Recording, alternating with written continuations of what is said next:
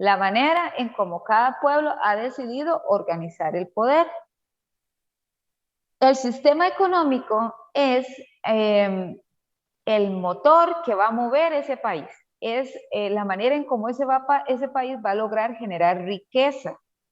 ¿Para qué? Para desarrollar todo lo que tenga que desarrollar. Me refiero a darle salud, a darle mejores carreteras, a darle, no sé, todo lo que ese país desea alcanzar, necesita alcanzarlo por medio de la generación de ingresos, de riqueza. Eso lo va a hacer por medio del sistema económico. Y la ideología política es el camino que le va a marcar el rumbo del país al que quiere llegar. Por ejemplo, vuelvo al caso de Mussolini. Mussolini tenía una idea de una Italia, que era la Italia que él en su mente quería llegar a ver. ¿Qué hizo Mussolini? Planteó una serie de ideas que iban a hacer a Italia llegar a esa Italia que él creía era la Italia ideal. Eso es una ideología. Son ideas si son ideas o ideales que se pretenden alcanzar. ¿Para qué le sirven al país o a los partidos políticos o a las personas? Para tener un rumbo, como para tener un norte, como para decir, para ahí vamos. Entonces, eso es lo que sucede con los países y lo que estamos viendo hoy. Vuelvo y repito.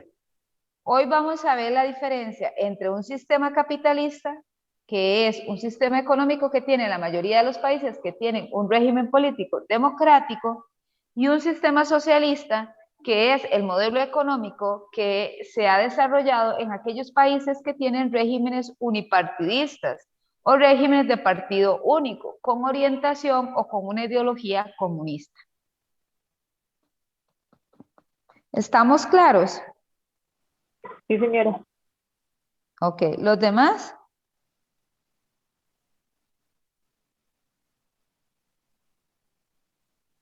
¿No hay nadie más?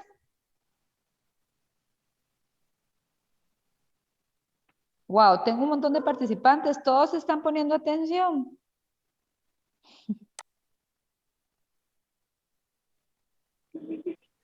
Profe, yo escucho fuerte y claro y estoy atenta a todo. Ok, ¿y los demás? Carlos, Isaac, Todo Kevin, claro, profe. Kylie. Ok, Sí, profe, todo bien. ok. Bueno, espero que así sea, porque recuerden que estos temas son muy importantes. Y después se preguntan qué es un sistema, y esto les va a servir mucho. ¿Para qué me va a servir, profe? En la vida les va a servir, porque ustedes tienen que saber, eh, digamos, nosotros, yo siempre digo esto para que me puedan entender. Yo siempre trato de ser muy clara y poner como analogías para que me puedan entender. Nosotros somos pieza de un ajedrez y dependiendo de cómo esté planteado ese juego, así nosotros vamos a jugar. Nosotros vivimos bajo sistemas. En el caso de nuestro país, nosotros tenemos que jugar el juego que juegan los países con economías capitalistas. Entonces, nosotros somos parte de ese sistema. No nos podemos salir porque eso ya es una imposición. Es una imposición del juego de poder a nivel mundial. O sea, nosotros no nos podemos salir. Aunque quisiéramos vivir en otro tipo de sistemas, no lo vamos a poder hacer porque ya eso está regido por un orden mundial. Pero entre usted más conozca cómo funciona ese sistema, aunque no se pueda salir, usted por lo menos tiene conciencia de cómo funciona y puede desarrollar mecanismos y herramientas que le permitan no caer totalmente en lo que el sistema le quiere plantear. Es como cuando dice, hay una historieta que cuenta que estaban todos los pavos para ser cocinados en Navidad. Entonces todos los pavitos iban ahí, ¿verdad? Les cortaban la jupa, los metían en una pavera y ya. Y llegó un pavo que era un pavo revolucionario, y entonces ese pavo revolucionario escogió, o sea, le dijo a quien lo iba a matar y a cocinar que él quería escoger la salsa en la que lo iban a servir. O sea, él sabía que iba a morir. pero por lo menos dijo, voy a escoger la salsa en la que yo quiero ser servido. Eso es alusión a que no nos vamos a poder salir del sistema, pero entre más conscientes seamos de cómo juega el sistema, tal vez de esa manera logremos sacarle algún provecho, darle vuelta al sistema. Entonces, en los sistemas capitalistas, como ustedes tienen ahí, vamos a ver que hay estructuras que son las que toman al final las decisiones. Dice que en los sistemas capitalistas son los agentes económicos a través del mercado. O sea, es realmente las transnacionales, las grandes empresas, los que al final toman las decisiones, ¿verdad? Los países, las grandes economías son las que al final toman decisiones. Vean que dice, el Estado en el suministro de determinados bienes y servicios sociales. Y aquí dice, los que toman las decisiones son las grandes corporaciones y las multinacionales. En un sistema socialista, no. ¿Por qué? Porque en un sistema socialista no existe el libre mercado. En un sistema socialista es el Estado, la figura del Estado, la que controla todo y decide todo. Es la que planifica junto con sus ministerios. Dice, las empresas estatales deciden sobre objetivos a pequeña escala. Por ejemplo, este es un ejemplo que les voy a poner. La mano de obra. ¿Quién determina la mano de obra que en Costa Rica se necesita? No lo determina el Ministerio de Educación, ni las universidades, no lo determina Casa Presidencial. Quien determina la mano de obra que requiere este país son las transnacionales, que son las que hoy en día brindan más del 85% del empleo en este país. Ellas son las que dictaminan que la mano de obra que se ocupa ahora es una mano de obra técnica con altos grados de inglés o, bueno, de otros o de varios idiomas, bilingüe o trilingüe, o como ustedes lo quieran ver, con conocimientos en computación o tecnología. Esos son la mano de obra que se requiere ahora. No son médicos, no son abogados, no son no sé, psicólogos, no, la mano de obra que se requiere ahora es dictaminada por esos agentes externos, que son los que al final van a generar empleo. Entonces, nosotros tenemos que saber leer eso, porque si nosotros decidimos estudiar una profesión que hoy en día está saturada, o decidimos que vamos a ir a la universidad a pasar 5 años estudiando microbiología, es muy posible que el trabajo que encontremos sea como un técnico. O sea, que no nos van a pagar ese grado universitario, sino que nos van a pagar como un grado técnico. Porque al final el técnico que llevó un técnico en microbiología, no el que se graduó como microbiólogo, es el que seguro va a obtener el empleo, porque no le tienen que pagar el título universitario. O le va a quedar a usted trabajar como si lo que tuviera fuera un técnico y no ese máster que usted sacó en la universidad. Eso es a lo que yo me refiero, con que uno tiene que saber qué agentes mueven la economía. En un sistema socialista, como es una economía planificada, el Estado es el que decide a través de sus ministerios sobre los objetivos a pequeña escala. Ahora, ¿qué va a ser el problema acá? Como lo vamos a ver. El problema acá es que como es el Estado, si el Estado dice que hay que unificar los salarios, es muy posible que aunque usted tenga una maestría o tenga un doctorado, vaya a ganar lo mismo que puede ganar o pueda ganar 10,000 colones más. O, por ejemplo, un maestro puede ganar 10,000 colones más que lo que gane una persona que no tenga un estudio. No sé si me entienden. Se unifican los salarios. Hay muy poca diferencia en los salarios en un sistema socialista. Yo había leído que, por ejemplo, un educador en el caso de Cuba, lo que ganaba creo que eran como, no sé, digamos, como 57,000 colones, 60,000 colones. O sea, es poco lo que ganan. ¿Por qué? Porque ahí el Estado es el que hace la fijación, no es el mercado.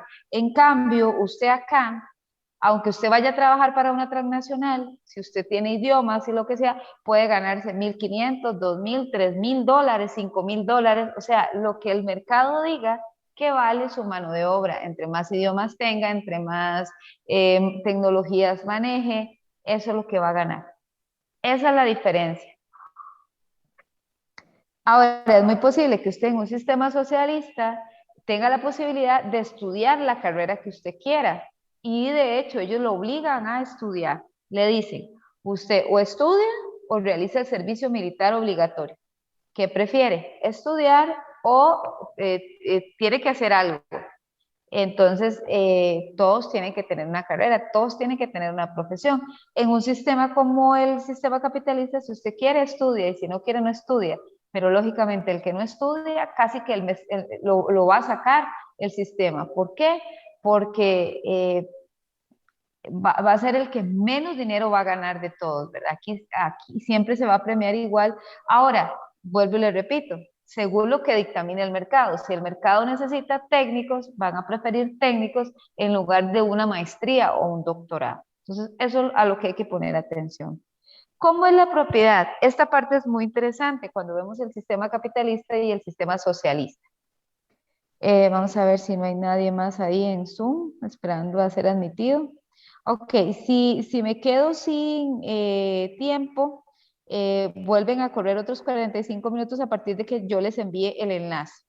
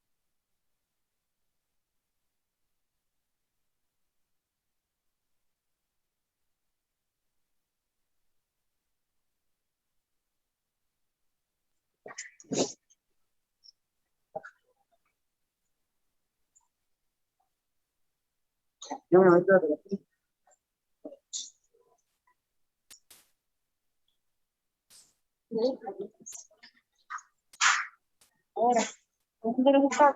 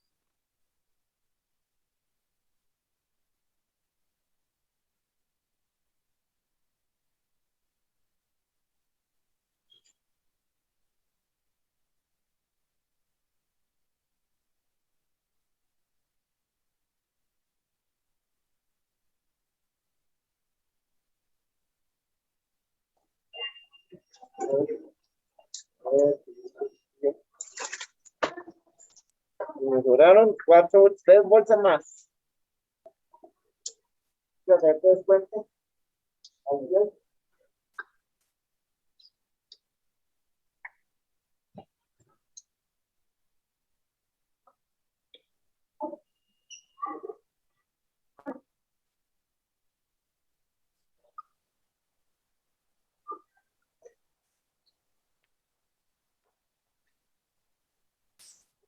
¿31?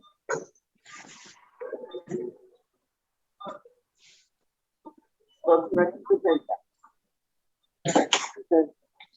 favor, nosotros somos nada. No puedo.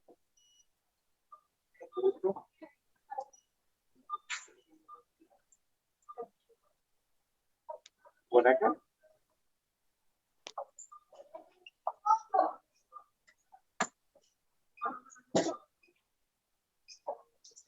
Ya, terminado.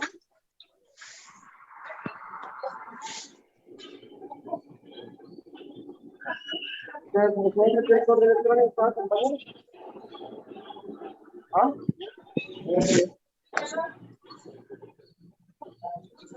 No me pases por último.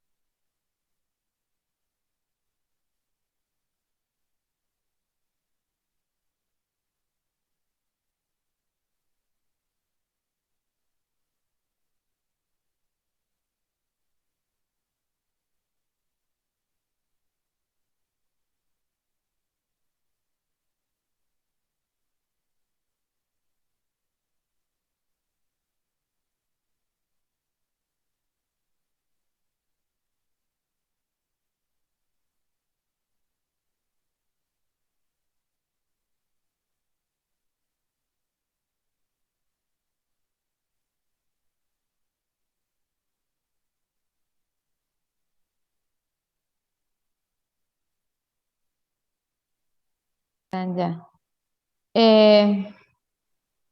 Ok, entonces, no voy a volver a poner la presentación, ya ustedes saben en la página que está y lo pueden buscar en su antología.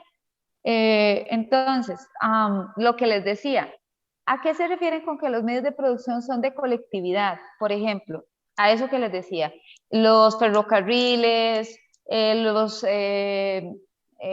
todo lo que son los puertos, la tierra, todo le pertenece al Estado. O sea, le pertenece al pueblo, pero como el pueblo no puede administrarlo él, el Estado lo administra en nombre del pueblo. Por eso dice, y la titularidad del Estado en su nombre. Tierras, fábricas, maquinaria. Los bienes de consumo pueden ser de propiedad privada. Por ejemplo, si usted tiene un tele, si usted tiene una refri, si usted tiene una cama, si usted tiene una cobija, eso es suyo. Eso es suyo. Ahora, por ejemplo, ¿qué pasa en regímenes como Cuba? O, por ejemplo, en el caso de China. No significa que la casa donde ellos viven no le pertenecen, que esa es una idea que nosotros tenemos. Ellos tienen un título de propiedad, que ellos lo pueden heredar. Lo que pasa es que si el Estado necesita esa casa por alguna situación, ellos sí tienen que entregar la casa. No es como acá, que si el Estado necesita pasar una carretera por encima de su casa, usted tiene que pagarle una concesión. ¿Verdad? O sea, no una concesión, no. Tiene que pagarle a usted una expropiación, se llama, por expropiarle. O sea, tiene que, para que usted irse de ahí, usted le puede cobrar.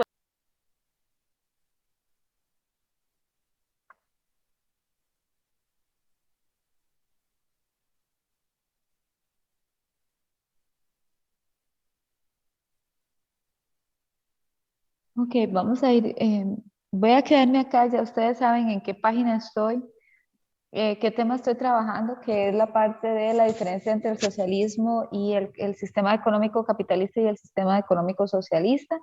Y estaba explicándoles un poquito cómo es la propiedad y les decía que eso es clave en los sistemas socialistas. No existe la propiedad privada. Todo es administrado, o sea, todo le pertenece al pueblo, administrado por el Estado. Y les decía eso, por ejemplo, en caso de que el Estado necesite construir una carretera o necesite que usted le entregue esa propiedad, no tiene que expropiarlo, porque eso le pertenece al pueblo. Entonces usted solamente administra por un tiempo ese bien. Puede ser algo bueno, puede ser algo malo, ustedes lo pueden ver de diferentes aristas.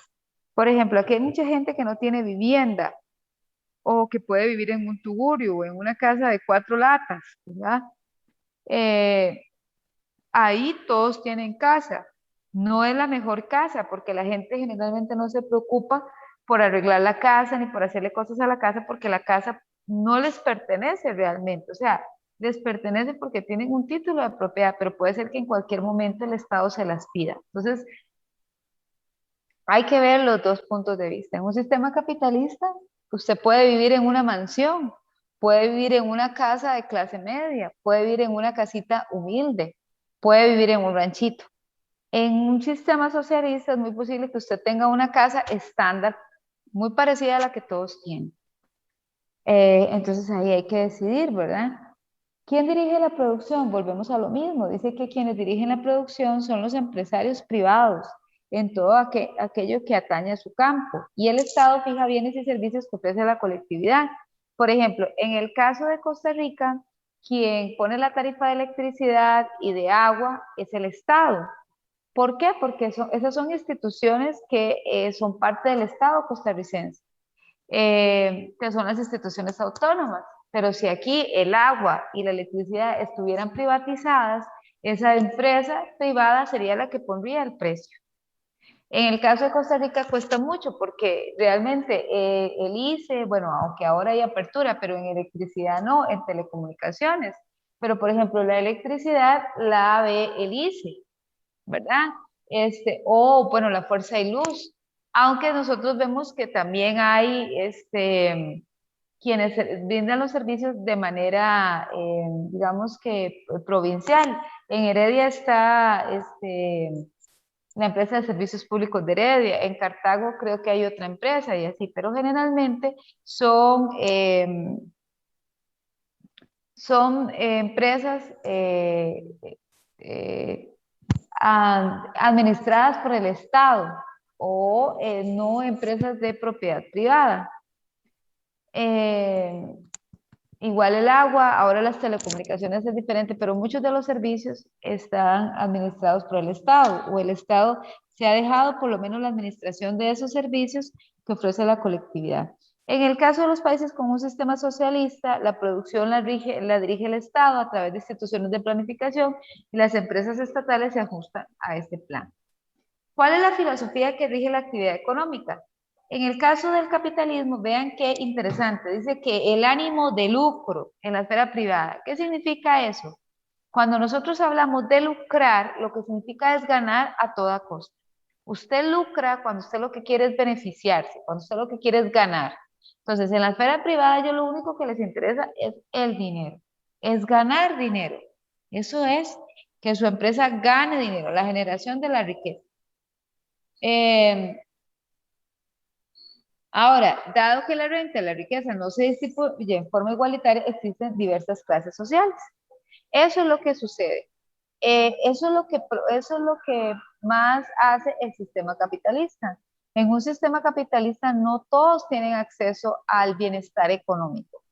No todos. ¿Por qué? Porque es la ley del más fuerte. Es un sistema en donde sobrevive el más fuerte, el más preparado, el que mejores herramientas tiene para sobrevivir, ¿verdad? En el caso de un Estado con una economía socialista, dice la distribución igualitaria de la renta y de la riqueza. Esto no significa que todos reciben un salario igual, ya que subsisten desigualdades, pero no tan pronunciadas, que era lo que yo les decía. Es muy posible que la diferencia entre un salario de un educador y de un médico, o de un educador y una enfermera, o de un educador y un arquitecto, o de un educador y un dentista, la diferencia sean 10.000 colones en un sistema socialista. La diferencia que puede haber entre un médico y un educador, o entre un, no sé, cualquier profesión que ustedes quieran comparar, puede ser mucho más grande, ¿verdad? O es bien grande la diferencia. O, por ejemplo, una persona que no tiene estudios, ¿verdad? Que no tiene herramientas. Entonces, de eso es. Un sistema capitalista generalmente, muchachos, bueno, no solo generalmente, ahí lo dice, lo que más propicia la diferenciación de clases, el que tiene y el que no tiene, ¿verdad? Entonces ahí es donde nosotros vemos la pobreza extrema, la pobreza, en algunos lugares existe clase media baja, clase media alta, los ricos, los empresarios y, ¿verdad? ¿Cómo se fijan los precios? Los determina el mercado en un sistema capitalista en función de la oferta y la demanda. Entonces, eso es como todo, ¿verdad? Otra vez, chicos, los micrófonos abiertos. Yo no sé por qué necesitan abrir los micrófonos si no van a hacer ninguna consulta. O sea, yo no entiendo. O sea, sinceramente no lo entiendo. Eh,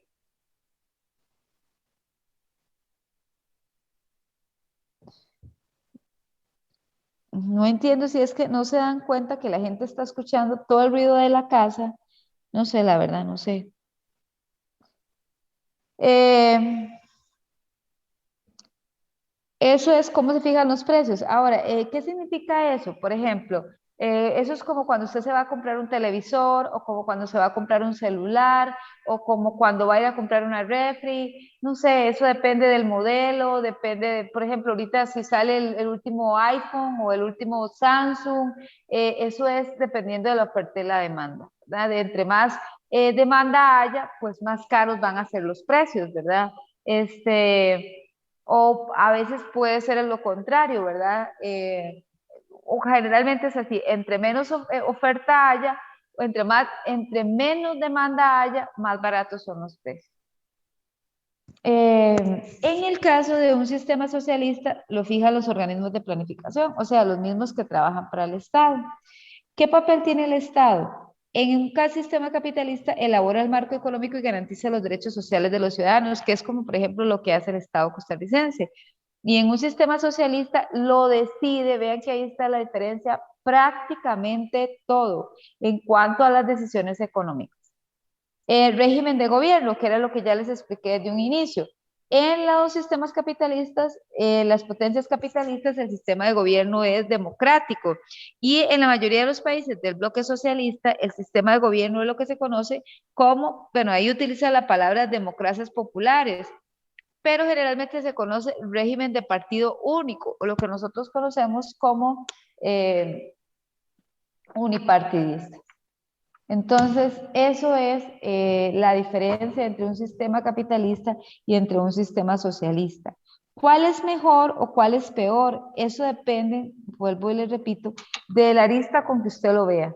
Ninguno de los dos podemos decir que es mejor o peor. Ninguno de los dos ha podido solventar la diferenciación social. Ninguno de los dos ha erradicado la pobreza. Ninguno de los dos ha logrado, sí, erradicar el hambre, la pobreza, la miseria en los países. Entonces, eso depende de la arista con que usted lo vea. Si nosotros nos ponemos a pensar que en el caso de Costa Rica vivimos con un sistema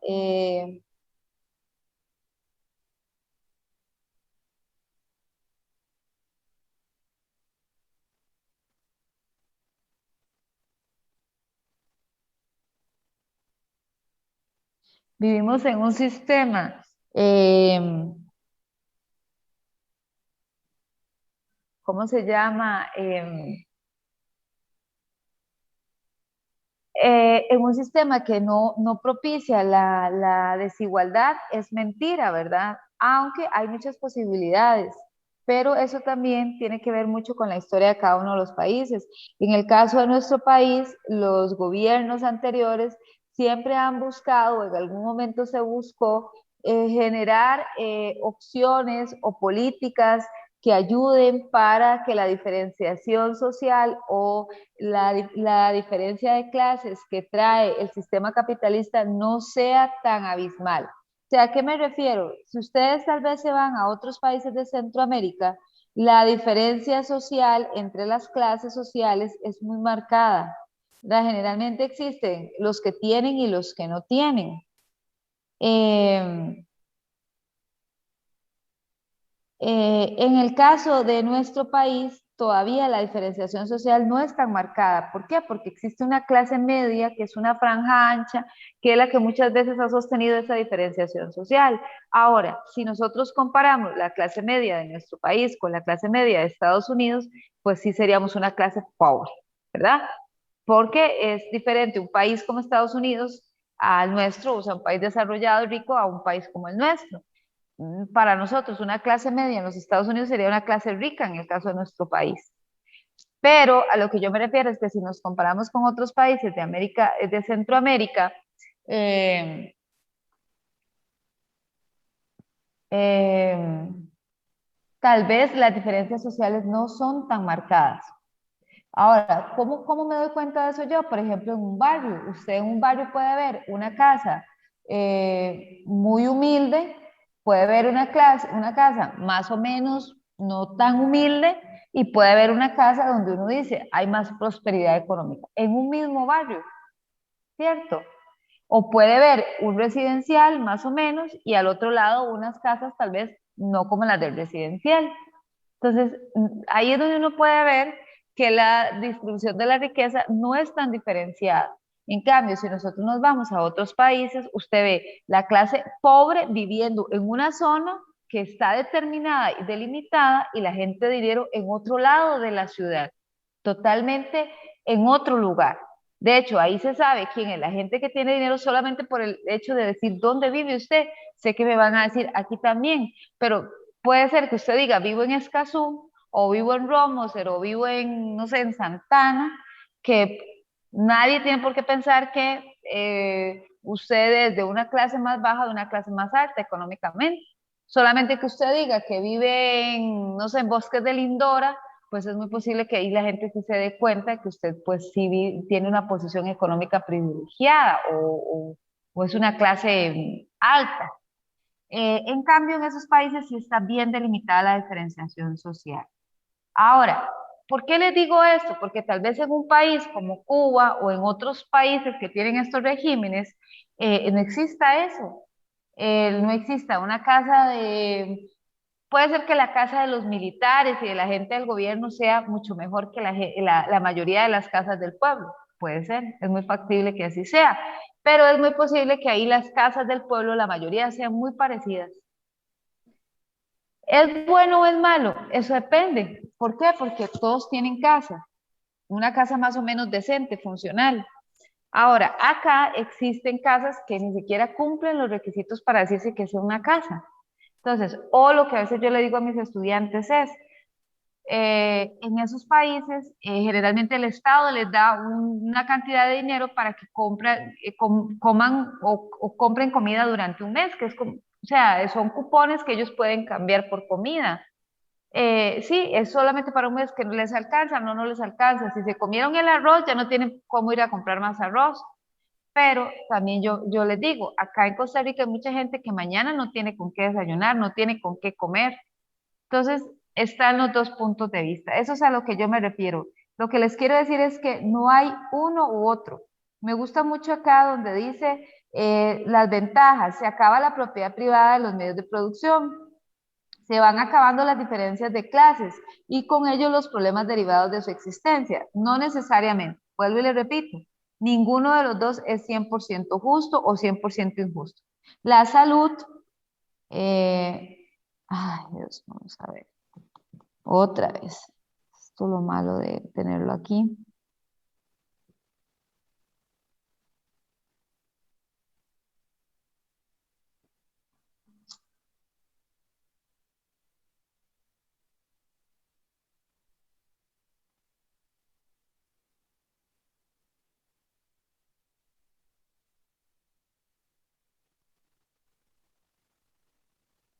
Dice, las ventajas de un sistema socialista. Dice, la salud se torna un asunto social y no privada, que eso es muy importante. No es como acá, ¿verdad? Que, bueno, acá nosotros tenemos seguridad social, gracias a Dios, y también tenemos seguridad privada.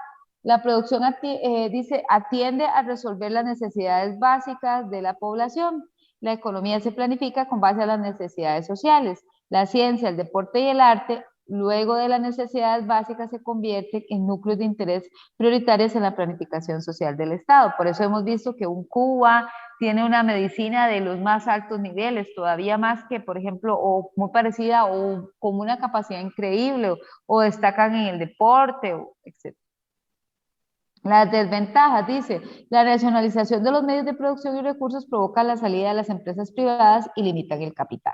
Quien se encarga de esto es el Estado y el partido, y no crea a lo largo del tiempo un grupo, y esto crea a lo largo del tiempo un grupo de privilegiados, que era lo que le decía. Es muy posible que los allegados al gobierno, los militares y todo eso viva mejor que el resto de la población. Puede estar mal pagado el empleo común, que era lo que les decía. Un maestro, un profesor gana muy poquito y la diferencia con un médico pueden ser 10.000 colones, 20.000 colones a lo mucho. En cambio acá estamos hablando de que un educador puede ganar 700.000 colones o 600.000 colones y aquí un médico gana, no sé, 3, 4 millones de colones, no sé, es un supuesto, ¿verdad? No sé bien. Es un supuesto. Dice, se acaba la libre competencia. ¿Qué significa eso? Que, por ejemplo, es como, se acaba la libre competencia, es como que se pierde el por qué luchar, ¿verdad? Es como que se pierde el qué luchar. O, por ejemplo, la libre competencia es, sí, si ya me dan casa y esa es la casa, no quiero, no quiero trabajar para comprarme una casa mejor, ¿verdad? O no voy a trabajar porque quiero el carro del año, porque no lo va a poder obtener, ¿verdad? O el mejor celular. Eso es cuando dice se acaba la libre competencia. El Estado puede endurecerse y establecer una verdadera dictadura, eso es cierto, que limita seriamente las libertades individuales, hasta crear un Estado policíaco, que sería el más grande riesgo del socialismo. Como se tiene una cierta noción de lo social, el Estado puede convertirse en el limitador del desarrollo científico, técnico, tecnológico, artístico y deportivo. En el capitalismo, dice las ventajas, lo más positivo del sistema es la increíble capacidad que tiene el capital privado para generar riqueza a través de la producción, y eso es cierto. Si ustedes me dicen qué es más rico, un país con una economía capitalista o un país con una economía socialista, el capitalismo siempre. Estados Unidos, por eso les dije que China tuvo que abrirse al capitalismo para poder generar riqueza.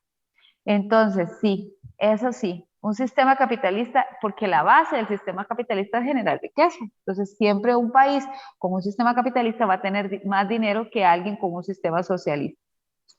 Se suele acceder a la propiedad privada, que era lo que les decía. Si usted quiere comprarse una finca o una casa en la playa, si usted quiere comprarse un apartamento o una casa de 3 pisos, usted, o sea, usted puede hacerlo.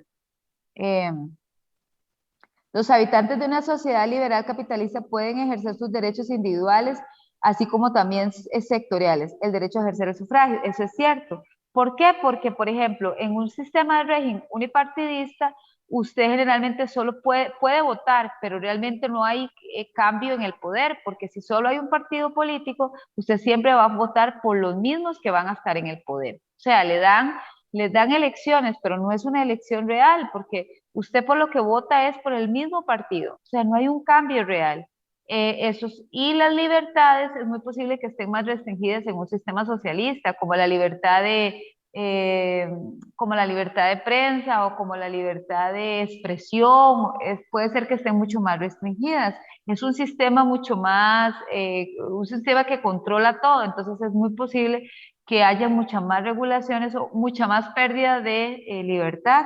Después nos dice, la creatividad individual es premiada y alentada. No, perdón, después dice, sostiene y promueve las libertades individuales, que era lo que les decía, como la libertad de tránsito, la libertad de asociación, la libertad de culto, todas esas libertades. Dice, ejemplo, mantener la libertad política, el derecho al ingreso y salida del país, la libertad de opinión y de prensa, el derecho a la huelga, a la herencia. Eso es importantísimo, ¿verdad? Que usted pueda heredar.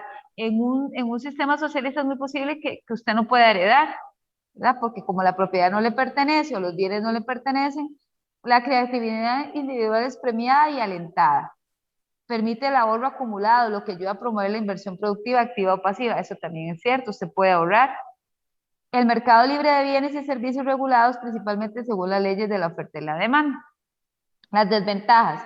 El sistema capitalista no provee las necesidades básicas, de una población, entendidas como tales como salud, educación, alimentación y vivienda, pues el intento intelectual de encontrar el modo de ofrecerlas se ve frustrado, ya que todas esas ventajas sociales pueden lograrse principalmente a través de la distribución compulsiva de la producción, por otra parte, necesariamente estatal. Permite la explotación laboral y la desocupación, o sea, el desempleo, pues son medios imprescindibles para que el capitalismo logre y ofrezca todas las ventajas que recibe el hombre en libertades políticas y desarrollo económico sostenido, virtudes propias de este sistema.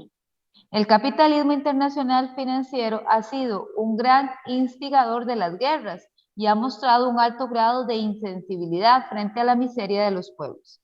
La distribución de la riqueza nunca va a ser equitativa.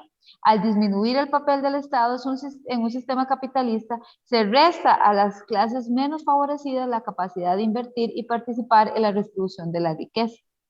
Y los valores éticos están basados excesivamente en el individualismo. Ejemplo, si disminuyen los valores humanos y el hombre solidario. Eso es las ventajas y las desventajas entre el capitalismo y entre el socialismo. Que eso está por ahí y ya ustedes vieron ahí, habla de las ventajas y las desventajas, y por aquí viene el cuadrito comparativo para que entendamos cómo es que se mueven los modelos económicos. Entonces, ese es el tema de hoy. ¿Por qué también lo vemos? Porque recuerden que estuvimos viendo la Guerra Fría, y para poder entender la Guerra Fría también nos habla mucho de la diferencia entre el capitalismo y el socialismo, ¿verdad? Entonces también tenemos que entender esa parte. Porque son tan antagónicos, porque son tan distintos, porque el capitalismo ve como una amenaza al socialismo y porque el socialismo ve como una amenaza al capitalismo. ¿Qué nos toca para la otra semana? Nos toca ver los movimientos sociales de los años 60 en Estados Unidos, todo lo que es el movimiento hippie, la contracultura, y nos toca ver también lo que es los movimientos de las personas de color en los Estados Unidos, o sea, todo lo que fue la lucha por los derechos de las minorías en Estados Unidos. Y tenemos que ver esto, las luchas contra las estructuras dictatoriales en América Latina, la Revolución Mexicana, la Revolución de Bolivia, la Revolución Nicaragüense y el impacto de las dictaduras en América Latina. Hasta ahí llegaríamos. Entonces ya hoy adelantamos bastante. No sé si alguno tiene alguna duda, alguna consulta con relación a la clase del día de hoy. Vean que es importante que no se queden con que siempre consulten o lo que sea si algo no les quedó claro.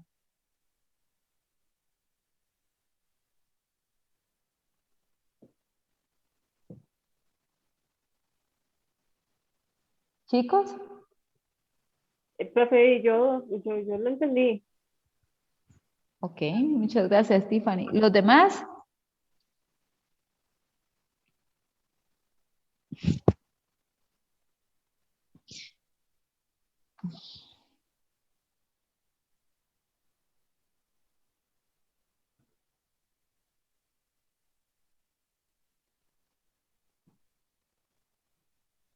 Carlos, ¿vos entendiste?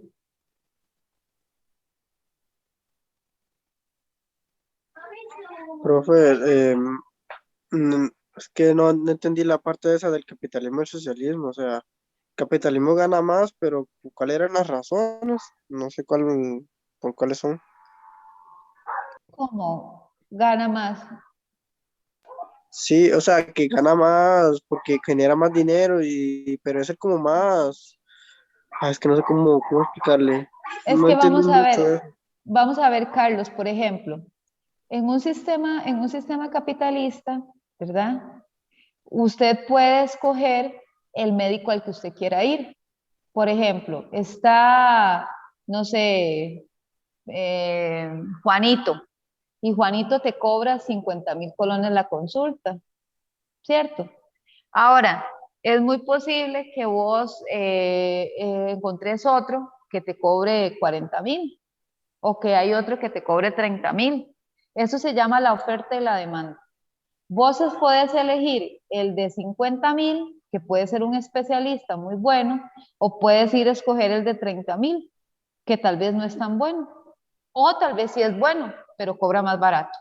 Vos tenés la posibilidad de elegir si pagas los 50.000 o los 30.000 colones. Por ejemplo, si vos vas a una clínica a hacerte exámenes en una clínica privada, puedes ir a escoger hacerte un examen en 50.000. Hay otras que tal vez digan que en 20.000. O en un laboratorio, por ejemplo, hay unos que te cobran 20.000 por un examen de sangre. Puede haber que haya otro que te cobre 18, hay otro que te cobre 15. Eso es lo que se conoce como el libre mercado. Vos escoges dónde vas a sacarte la sangre. O sea, al laboratorio Páez, que es el más caro, o vas ahí ande, no sé, ahí ande los doctores Mora a sacarte sangre. Esa es la oferta y la demanda. Vos escoges dónde. En un sistema socialista no existe un médico privado. O sea, vos no puedes ir a pagar por la medicina privada. ¿Por qué? Porque los médicos trabajan para el gobierno, trabajan para el Estado. Entonces, usted va a ir, la salud es gratuita, entonces usted va a ir como cuando nosotros vamos a la caja y te atiende el doctor Mora, que tal vez tiene un consultorio privado en donde te cobra 50.000 colones, pero en la caja te lo da gratis. Bueno, no gratis, porque pagas un seguro, hay una cotización, o sea, porque es un sistema solidario, ¿verdad? O sea, hay que pagar algo, o sea, uno paga algo que es como un rebajo, que es un sistema solidario. Ahora, no podemos comparar lo que pagamos con lo que realmente cuesta la atención, porque es muy posible que mucho no la podamos pagar. Esa es la diferencia entre un sistema capitalista y entre un sistema socialista. Entonces, vos sabés que si estudias medicina en este país, puedes llegar a cobrar 20.000, 30.000, 40.000, 50.000, 60.000, 80.000, 90.000, 100.000 colones por una consulta, dependiendo de tu especialidad, dependiendo de tu experticia. Por ejemplo, si sos un médico que estudió aquí en la Universidad de Costa Rica y después sacó una especialidad en, no sé, en otra universidad carísima, vos venís acá y cobras por lo que vos, por el médico que eres, por la especialidad que tienes y no sé, etcétera. En cambio, ahí no, ahí sabes que el Estado te va a pagar, no sé, 300.000 colones y eso es a lo que puedes aspirar, porque el Estado no te va a pagar más que eso. Esa es la Ah, diferencia. sí, ya entiendo, ya. Ok, gracias. Ok, con mucho gusto. La mayoría en un Estado socialista son lo que nosotros llamaríamos como empleados del Estado, lo que nosotros llamamos empleados públicos. En el caso de nuestro país ya el empleo público casi que no existe, es muy poquito. Antes, con un sistema que tuvimos, que era el sistema que se desarrolló por ahí de los años 50, que era el sistema el reformista, el Estado gestor o benefactor, ahí la mano de obra llegó a un punto en que el Estado costarricense, casi que el 85% de la mano de obra era mano de obra pública. O sea, el Estado era el jefe, el Estado era el que le pagaba. Pero eso es un costo altísimo para el país, porque se vuelve muy burocrático. ¿Por qué? Porque si usted sabe que el Estado es el que le paga y nunca lo van a despedir y usted es un empleado público y tiene muchas garantías, usted se achanta, ¿verdad? Que es lo que uno dice. No es lo mismo que trabajar para una empresa privada, que usted sabe que si usted no hace bien su trabajo o no es polifuncional o lo que sea, le cortan los alimentos, ¿verdad? Y ponen a alguien más eficiente que usted. En esos países eso es lo que pasa, generalmente hay mucha burocracia, o bueno, o propicia eso. Por ejemplo, eso fue lo que pasó en Rusia, lo vamos a ver, por eso fue que el sistema socialista en Rusia colapsó, porque se volvió la gente casi no iba a trabajar o se incapacitaba, porque la mayoría trabajaban para el Estado. En cambio, en una empresa privada, si usted falta o se incapacitan, a los meses, rapidito, buscan a alguien que sea más eficiente que usted, que no falte, y lo reemplazan. Entonces, ahora en Costa Rica, por ejemplo, el 85% del empleo es generado por empresas privadas, ya no el Estado, porque eso se volvió algo tan inmanejable que el Estado tuvo que empezar a recortar plazas, tuvo que empezar a recortar presupuestos y ya no contratar más porque se burocratizó demasiado. O sea, contrataban gente que ponía un sello y la otra ponía una firma y la otra se lo entregaba. Entonces se burocratiza mucho. Una labor que puede hacer una sola persona, la hacían 5. Entonces, por eso nosotros víamos ministerios como el Ministerio de Obras Públicas y Transportes de este país, en donde la planilla, el 80% eran administrativos. Y usted decía, pero ¿cómo? En un ministerio que se dedica a construir, a donde el mayor porcentaje deberían ser, no sé, trabajadores de la calle que están construyendo carreteras, no administrativos. Entonces fue donde el Estado tuvo que empezar a amarrarse la faja, a amarrarse los pantalones, empezar a despedir o cerrar plazas porque era algo insostenible. Entonces por eso es que ahora la mayoría del empleo, en el caso de nuestro país, lo generan las empresas privadas. En un Estado socialista no existe la propiedad privada, no es una empresa la que te contrata, trabajas para el Estado. O es muy posible que puedas ponerte un negocito, sí, pero como una pulperita o algo así, ¿verdad? Pero si quieres dedicarte a un trabajo más como una profesión, tienes que trabajar para el gobierno. ¿Alguna duda? Paola, ¿vos? Tiffany ya me dijo que no. Carlos le acaba de aclarar la duda. ¿O Alexander? Profe, yo estoy clara, hasta el momento todo bien. Ok. Paola, ya me respondió. Tiffany ya me respondió. Carlos ya me respondió. Alexander, ¿vos? Alexander dice, profe, me quedó muy claro. Ok, estaríamos, eso es la clase de hoy, chicos. De verdad que yo sí espero que les quede muy claro. Ya me quedan 10 minutos. Esto no solamente les va a servir para entender la materia, sino les va a servir mucho para entender la economía en la que ustedes viven, para entender que nosotros vivimos para un sistema. Por eso hay que dejar de ser tan consumistas, chicos. Tenemos que dejar de ser tan consumistas. No podemos vivir solamente para trabajar. Uno trabaja para vivir, pero no al revés. Estos sistemas lo que quieren hacerte es esclavo de, no sé, de muchas cosas. Las personas no somos por lo que tenemos, sino por lo que somos. No sé, no hay que ser tan consumista, hay que tratar de, no sé, porque el sistema eso es lo que necesita. El sistema lo que necesita es que usted lo que quiera es consumir y consumir y consumir y trabajar y trabajar y trabajar y gastar y gastar y gastar, porque eso es lo que le sirve al sistema. Hay que ahorrar, hay que ser más pensante de cómo administramos nuestro dinero, hay que salirnos un poquito del sistema, ver cómo le damos la vuelta al sistema. No sé, el sistema capitalista, yo no estoy diciendo que sea malo, como vemos tiene cosas muy buenas, pero sí es muy arrasador de todo, y no le importa la injusticia social, no le importa la pobreza, no le importan los más pobres, es la ley del más fuerte. Entonces, hay que saber en qué sistema estamos y con qué herramientas tenemos que jugar.